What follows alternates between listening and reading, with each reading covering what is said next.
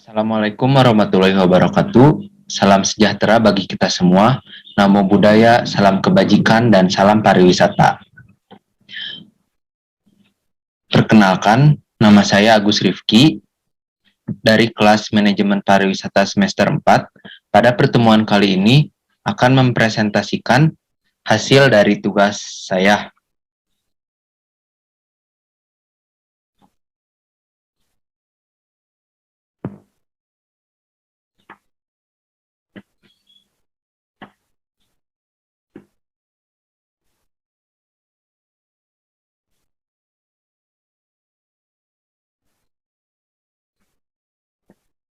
Yang berjudul Pergeseran Pola Perilaku Kunjungan Pengunjung Wisata di Era New Normal. Pandemi COVID-19 mendorong sejumlah negara di dunia untuk melakukan pembatasan wilayah dan larangan perjalanan untuk meredam penyebaran virus corona. Namun, seiring menurunnya statistik, kini berbagai negara mulai menghidupkan kembali sektor pariwisata. Lalu, akankah industri pariwisata berjalan seperti dahulu? Atau seperti apa perubahan yang mungkin terjadi setelah pandemi ini? Mari kita bahas materi ini bersama-sama. Pasca pandemi COVID-19, industri pariwisata diprediksi akan mengalami perubahan tren. Hal ini tidak terlepas dari munculnya pola perilaku baru di masyarakat yang lebih memperhatikan kesehatan dan keselamatan. Menanggapi hal tersebut, pemerintah Indonesia melalui Kementerian Pariwisata dan Ekonomi Kreatif, Kemenparekraf, tengah berupaya menyiapkan protokol kesehatan dan verifikasi implementasi standar operasional prosedur SOP, Clean Health and Safety atau disingkat CHS. Skema tatanan kehormatan baru ini dianggap sangat penting dalam mendorong sektor pariwisata di masa depan. Protokol CHS sendiri dibuat untuk meningkatkan kepercayaan dan kenyamanan wisatawan terhadap industri pariwisata dan destinasi di Indonesia usai wabah COVID-19 ini. Harapannya, destinasi akan siap menerima kembali kunjungan para wisatawan yang dimulai dari wisatawan domestik. Wabah COVID-19 ini menimbulkan berbagai perubahan tatanan hidup manusia. Bukan hanya di Indonesia, namun terjadi pada skala global. Wabah ini bukan hanya mampu merubah pola pikir dan perilaku manusia, namun juga membawa dampak pada lingkungan. Ada 3 hal yang menjadi pola perilaku wisatawan di era new normal ini. Yang pertama, prosedur perjalanan yang lebih ketat. Protokol kesehatan pada berbagai moda transportasi diperkirakan akan terus berlanjut untuk menjaga kenyamanan para wisatawan. Salah satu contoh yang paling mudah diamati adalah prosedur bepergian dengan pesawat. Di Indonesia sendiri, sektor penerbangan kini mewajibkan para penumpang untuk menyertakan surat keterangan bebas COVID.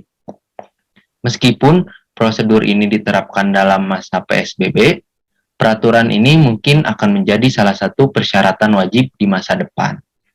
Melihat pentingnya dokumen kesehatan penumpang, bandara dituntut untuk turut mengembangkan pelayanannya dengan menyediakan pemeriksaan dan tes kesehatan secara langsung. Khususnya pada bandara dengan destinasi wisata yang populer. Dengan begitu, kita dapat menimbulkan bahwa kegiatan wisata pasca COVID-19 ini akan menjadi lebih kompleks. Wisatawan akan membutuhkan waktu yang lebih banyak untuk mempersiapkan diri, mulai dari pemeriksaan kesehatan hingga menyediakan waktu tambahan untuk mengantisipasi berbagai kemungkinan di bandara. Selain itu, prosedur pembatasan jumlah penumpang tampaknya masih akan dilakukan untuk menerapkan physical distancing secara berkesinambungan.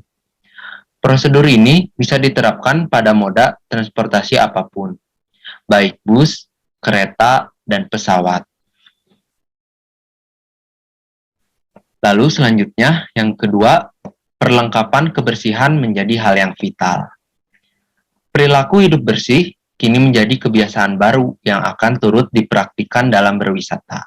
Karenanya, perlengkapan kebersihan seperti sabun cuci tangan, hand sanitizer, tisu kering maupun tisu basah, dan masker, serta tambahan membawa bekal sendiri, sendok, seperti sendok, garpu, dan sedotan sendiri akan menjadi barang yang wajib dibawa oleh para wisatawan. Dalam merespon kebutuhan tersebut, destinasi wisata dan area publik harus peduli dan selalu menerapkan prosedur kebersihan dan physical distancing. Prosedur yang ketat dan berkesinambungan harus menjadi prioritas seluruh industri pariwisata.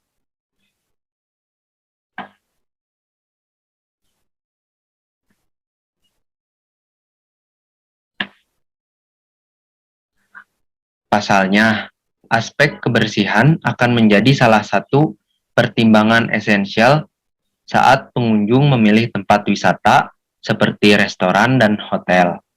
Karena itu, industri bisnis harus memperhatikan dan mengampanyekan standar kebersihan yang diterapkan pemerintah, sehingga dapat meningkatkan kredibilitas bisnis di mata wisatawan.